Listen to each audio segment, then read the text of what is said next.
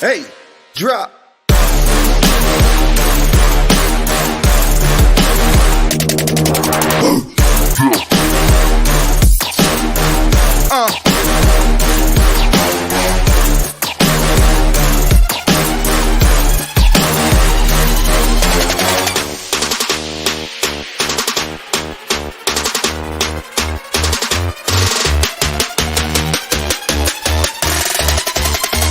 Yeah, hey, drop.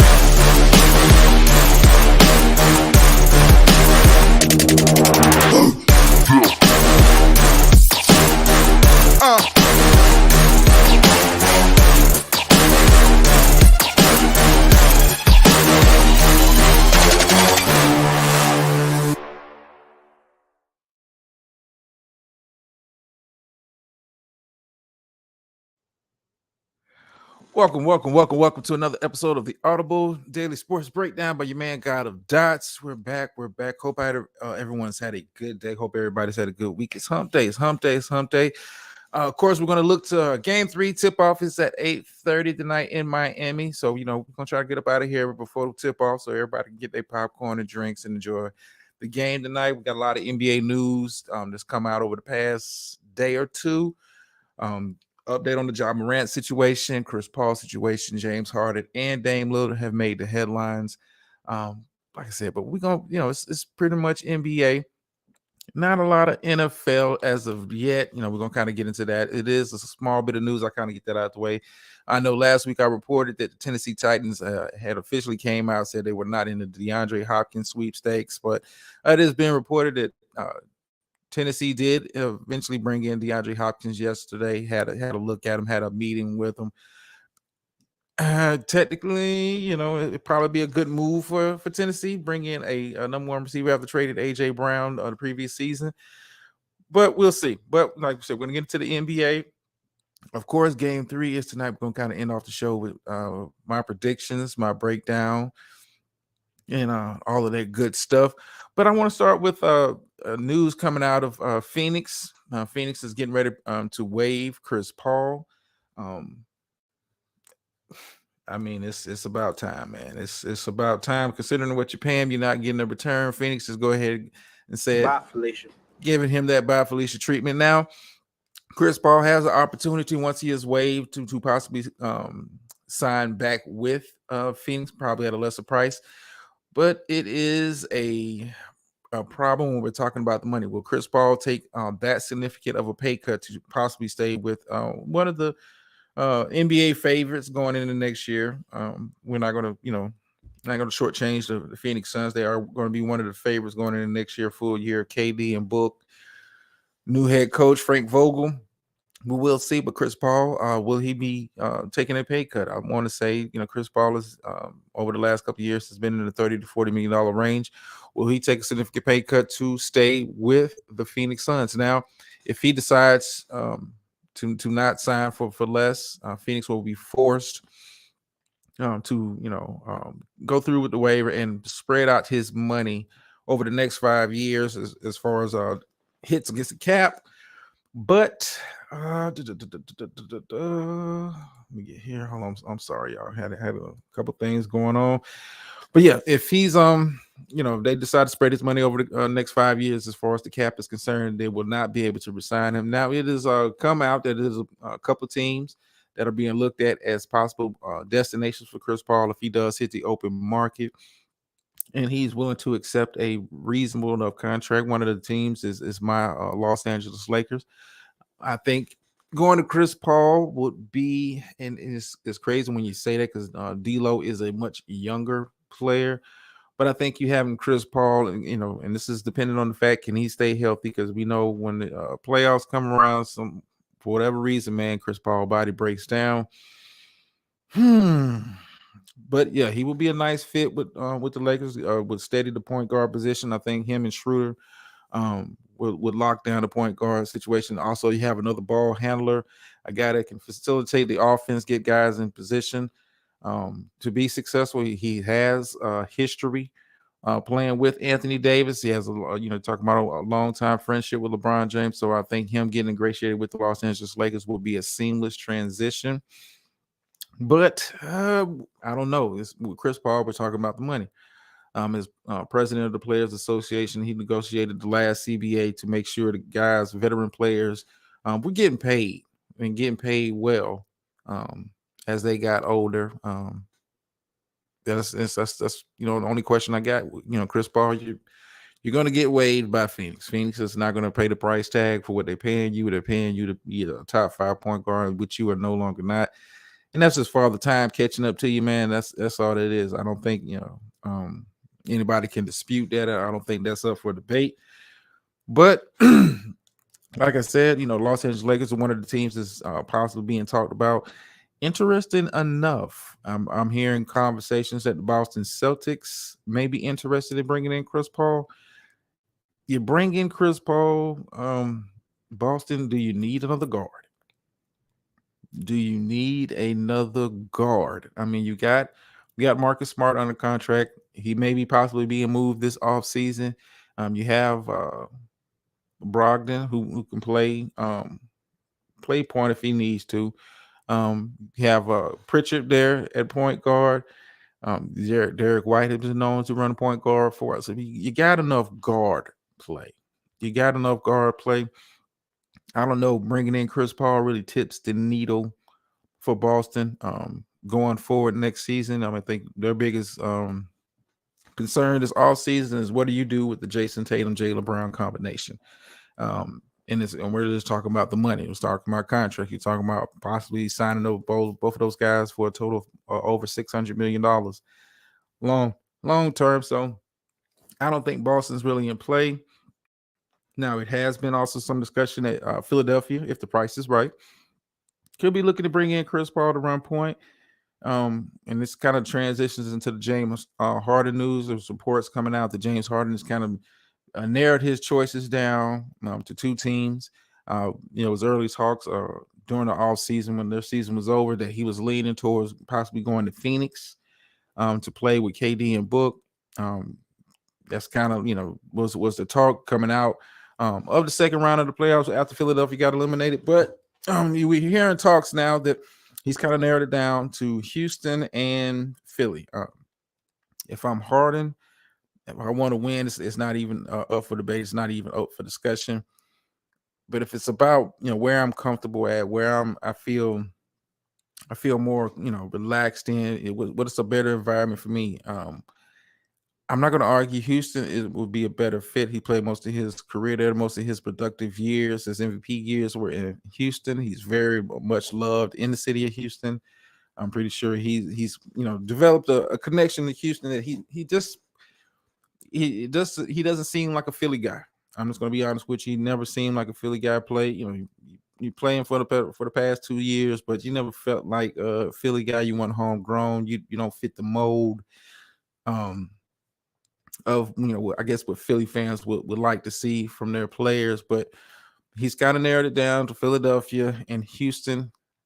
Like I said, it's going to come down to comfort level. I don't think it's a money thing. I think James Harden is able to go out there and get fair market value for his talent from any team that has it. But I could see him right now if I had to put some money on it. And just because it's been so much talk from him and from those around him in his camp that Houston, he's even considering Houston at this stage of his career, considering this is still a young team. That do have Udoka coming in as the head coach, who has had some success, very small sample size, but it's had some success. It's taking a team to the NBA Finals. I think that's going to get Houston started on the right way, but I don't know if James Harden necessarily fits personnel-wise with what they got going on in Houston. You talk about a lot of young players, a lot of young guys that dominate the ball, and I don't know if James is going to want to go through the growing pains at this stage of his career. But this is something about the talk of Houston being a possible destination has narrowed it down to Philly and Houston. I wouldn't be surprised if James Harden says, I'm going back to Houston, finish out my career there.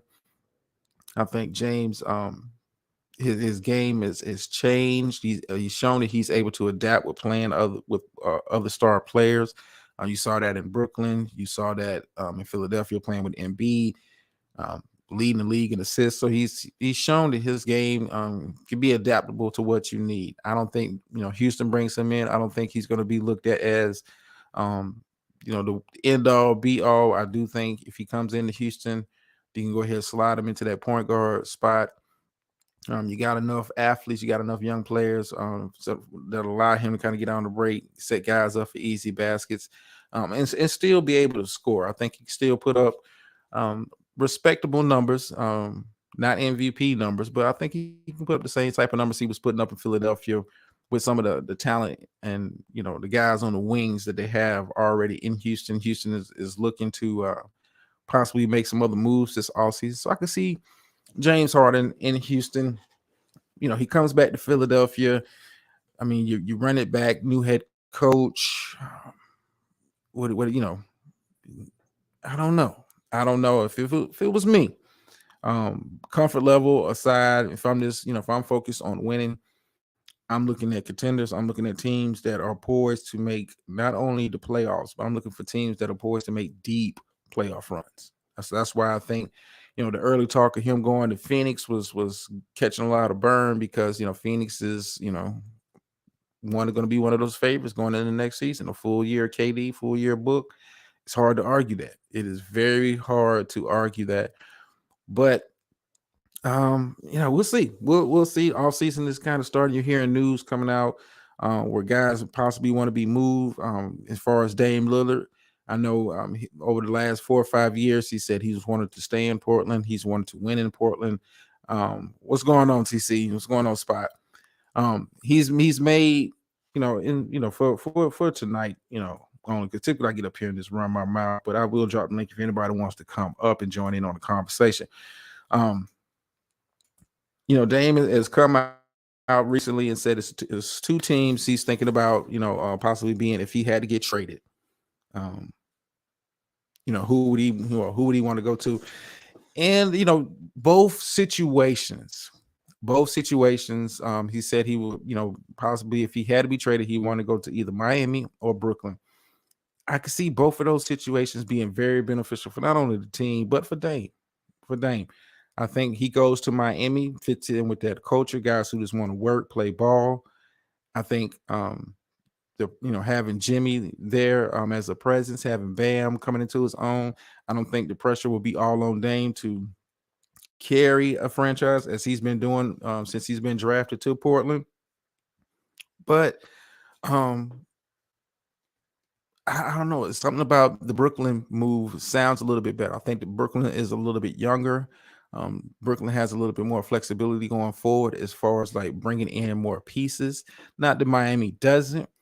But Jimmy is getting a little older. Kyle Lowry is older. Kevin Love is older.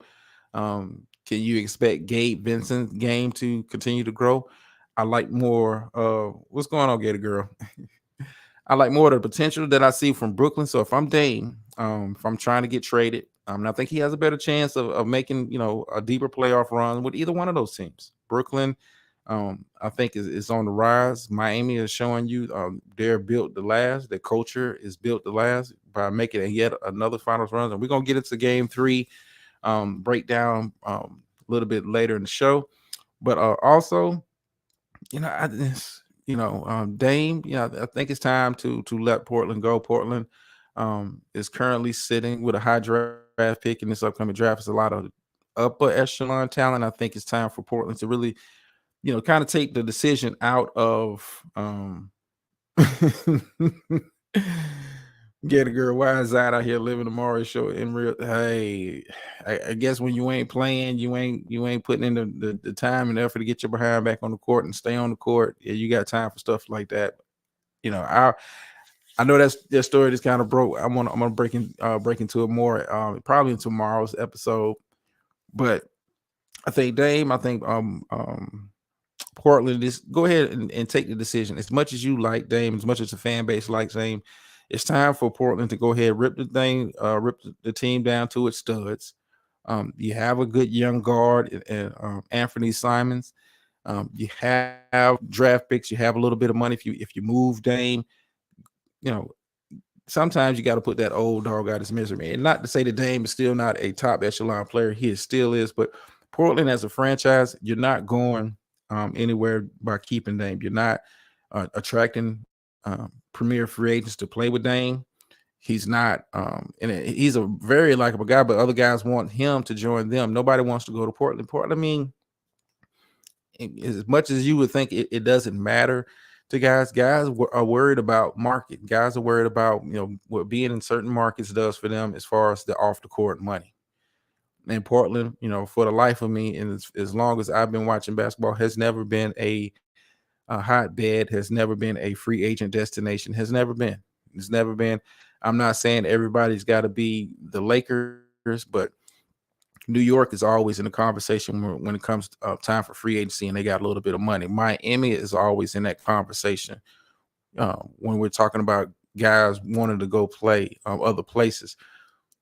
I look at Portland as the same as I look at San Antonio. I mean, both great cities, but it's just not sexy enough to the NBA player. And these guys are trying to make money, trying to build brands off of the court. That's why they try to get to places like New York, try to get to places like Brooklyn, try to get to those places where they're off the court can really help them, with as far as the money is concerned and building their brand. So I think, Portland, go ahead and take the decision out of Dame's hands. Trade him before the draft. Go ahead and get some more young pieces, probably get some future draft picks, tear that thing down to the studs. You're not competing in the West no time soon. And like I said, as much as I like to watch Dame play, I would love for Dame to be in LA. But it's time. It's time. And something like I said, sometimes the team has to take the decision out of the player saying, hey, we're going to move on and move forward. Now, before I kind of get into game 3, update on the Ja Morant situation. It gets even goofier as more news breaks. Now it's been reported that your words coming out of Ja's camp that the gun that was shown in the Instagram video in question, he's saying it was a prop gun, it was a fake gun. I don't know how much I believe that. I don't think Adam Silver's going to be buying. There's rumors coming out now that as soon as the finals over, Ja's possibly looking at a 30-game suspension. I was thinking he probably get suspended half the season, just based on the foolishness. I don't think they're buying that. It's a fake gun. At this point, I mean, the visuals is enough. The visual is enough, whether it was fake or real. We'll never know the actual truth because we wasn't actually there in the car with him. So, I can't believe anything that comes out of his camp's mouth. And I wouldn't want to believe anything that comes out of his camp mouth because they don't have his best interest at heart. I mean, but for, that to be your excuse, well, it was a fake gun. Like, why are you even flashing that on screen for other people to see? Knowing that your situation earlier in the season, like, god damn. I mean, it just keeps getting worse. I don't know who's advising this young man. I don't know who his PR person is. You might want to fire this person. They're doing a very bad job of spinning you in a very positive light, considering what you possibly on the cusp of getting. You're possibly looking at, I've heard anywhere from 30. I'm thinking, in my mind, Adam Silver's going to make an example of you. I'm looking at half the season. Half the season. And when you really think about the money that you're missing out on, the game, man, this I'm not even talking about the money you're making from your NBA contract. The money you're losing off the court. And that's for professional athletes. Unless you're a quarterback in the NFL, a lot of the money that these guys make is done from the endorsements. It's done from the endorsement deals. They're selling, you got to be able to sell product. And if we feel you can sell product, that's when you get your own shoe. You get the Kyries, you get the LeBrons. Like you messing up the brand, man. Messing up the brand. But like, I couldn't believe a toy gun is the excuse. Like, dude, that's the best your people could come up with. Like, you might want to just fire your whole squad, your whole team, your whole camp. They're giving you bad advice, bro. They're giving you very bad advice. Speaking of bad advice, I'm about to advise you on my picks for game 3 tonight. If you caught game 2, Miami made the adjustments in the second half, especially in that fourth quarter, and went to more of a, let Yoke get his, shut down everybody else. Denver made a late rally. If you missed it, it's up on the channel, got the clip. They made a late run, just couldn't pull it off. Now, at least in the next 3 games, are down in Miami. Winner of tonight's game, in my opinion, is going to have complete control. I ain't gonna say complete. Going to have control on how the rest of this series kind of plays out. I'm still thinking Denver's going to get the gentleman's sweep 4-1. I predicted that before the series started. Not that I have any doubt that Denver's going to do that. I think Miami is making the case that, hey, they deserve to be here, and they rightfully do deserve to be here. I didn't think Miami was going to get dog walked this series, but I didn't think Miami. I still don't think Miami's going to beat Denver in this 7-game series.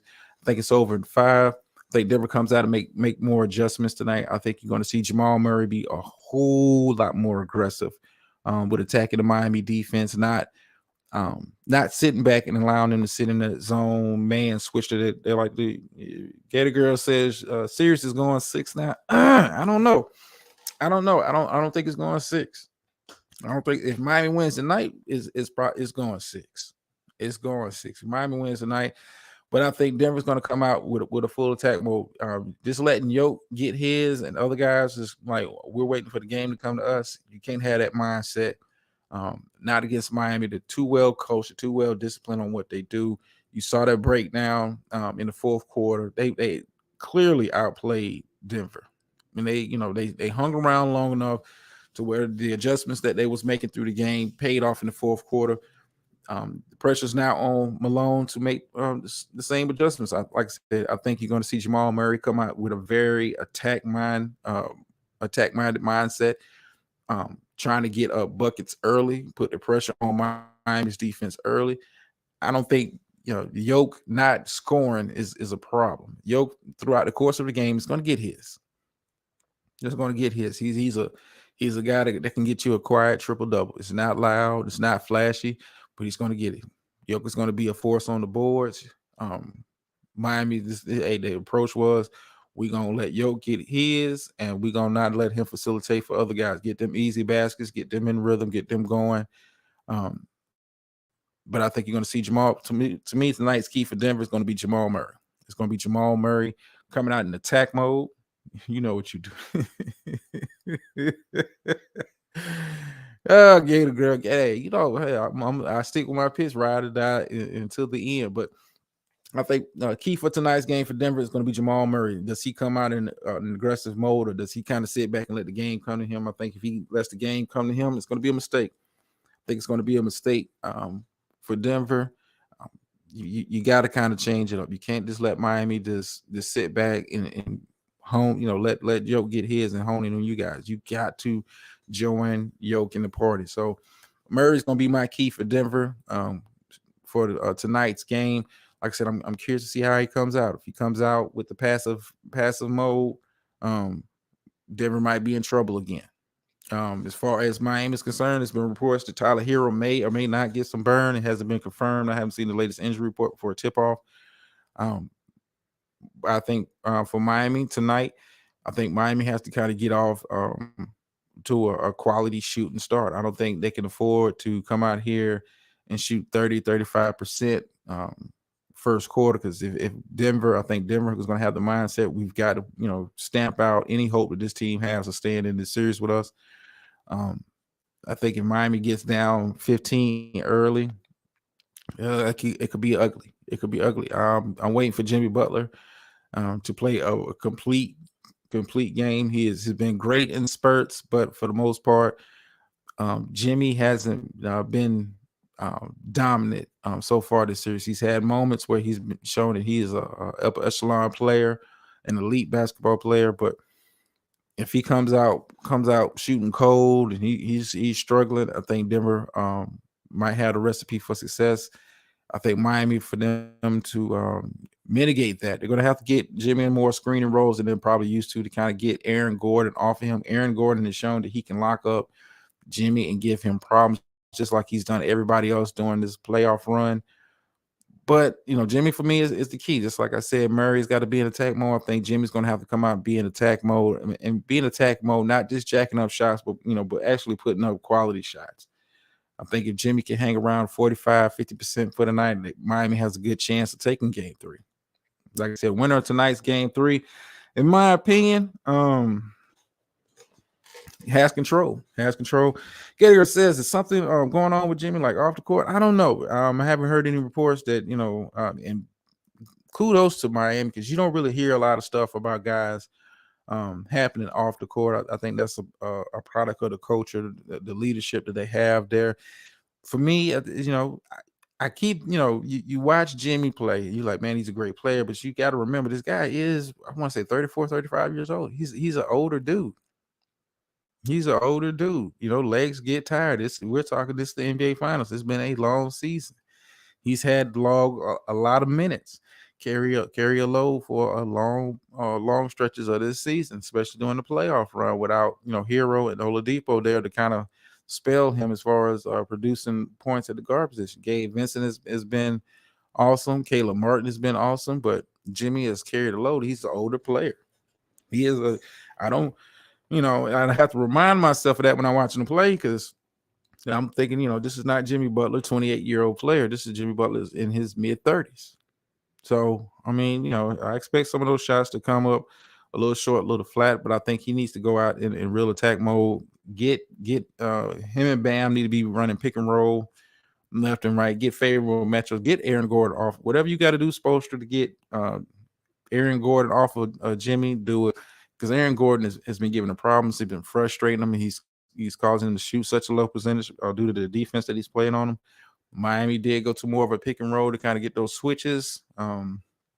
Jamal Murray, he's adequate size, but he's not a defensive presence like Aaron Gordon. So, like I said, we'll see. It's all about coaching adjustments. You got two of the best coaches in the NBA. The chess match is on. Malone won round 1. Spoelstra got round 2. Who's going to win round 3 tonight? Can't wait to see it. And that's about it, because I know tip-off's in a minute, so I want to kind of get locked in for that, enjoy the game. Yeah, I know y'all, I was doing some other stuff last night. I'm sorry, I had to take a break. And to be honest, it wasn't too much going on in the world of sports. I didn't want to bore you with the stuff going on with the PGA Tour and Live Golf reuniting, which is, I guess big news in the world of golf, but it wasn't big news for me, and I didn't want to force that show. But yeah. So, like I said, appreciate everybody for watching the content, sharing the content, liking it, commenting, all that good stuff. I appreciate it. It is all love. It is always love. I'll be back tomorrow with a game 3 recap. And we'll, have some other news going on. Like I said, I've been saying it for the past week, more housekeeping. This channel is going to be making a transition to more of the NFL stuff. Going to be more, niche down. NBA, once the NBA season wraps up, whenever that is, we're gonna dive head first and go full speed ahead with the football stuff. That is my first passion. How about them boys?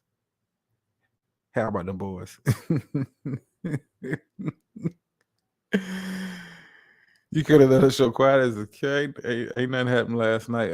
After I did my pop-up show, okay, the girl, I was like, you know what, I was tired of talking, and there wasn't too much going on as far as sports was concerned for me to kind of I don't like stretching stuff. That's why I can't wait for the NFL, to kind of get back into full gear and start getting this content out, because I know people have their teams, people keep up with what's going on in the training camps, injuries, and all that kind of stuff. And in the NFL, it's always something going on. It's always some kind of news breaking. It's always something going on. Once the NBA finals kind of ends, unless guys are getting in trouble, you don't really hear much until free agency and the draft. So, and then, of course, I'll report on that kind of stuff. If it's any major moves, anything that needs to be discussed, we'll do that. But go Panthers, go Phillies. I might, slip in some baseball, probably maybe towards the end of August. And I don't really get excited for baseball until we get into money time, for real. I mean, it's too many games for me to kind of be keeping up with who's 35 and 30, knowing it's like 100 some games left. I don't get too excited for that. But we'll slip some of that in there. If it's newsworthy, we'll slip it in there. But it's gonna be more focused on NFL. Once the NBA playoffs conclude, we're gonna be diving head first into the NFL. Man, I got a lot of stuff I'm working on. I've already kind of started working on scripts and stuff for the videos. I'm gonna be putting out team by team previews for the upcoming season. We will be doing a live closer to the season getting started, as far as like, my final preseason predictions. Those who have been kind of keeping up with me, watching my shows, I like my picks for, divisions and dark horses and that kind of stuff. So we'll be kind of getting into that closer to the season getting started. Like I said, OTAs have kind of kicked off. Training camp for a lot of teams really kicks off starting next week. So we will be, like I said, we'll be rolling out the NFL content real heavy over here. Yeah, the sports channel before this. Well, I used to do the sports stuff on my other channel, but I transitioned everything over here as far as that is concerned. Go Panthers. But I will say this, Gator Girl, because you're a loyal supporter of the show. Panthers, when I really break down their roster and when I look at their division, I got Carolina being right now is how it stands, and even with the a rookie quarterback, I got Carolina being my pick in that division simply because how good the defense was last year and a lot of the pieces they're bringing back on the defensive end, and I think Carolina is going to be kind of set. Like I said, the division is weak. Atlanta, what are they going to do at quarterback? Tom Brady is gone from Tampa Bay. What is Tampa Bay going to be looking like? We'll kind of get into that when I start doing the team previews.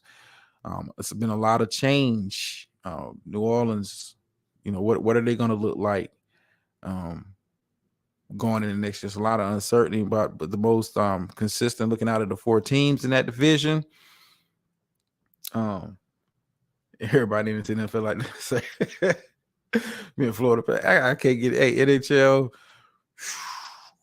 I mean, I know what I'm watching, but I couldn't tell you jack about it. But yeah, go Jags. Like I said, we'll get into all of that. Like I said, I'm really looking excited to putting that content out. It's gonna be something different over here. The lives will be kind of cut down because I don't want to be knocking y'all across the head doing lives and talking about somebody spraining their ankle in training camp. Like, nah, I ain't gonna be doing that.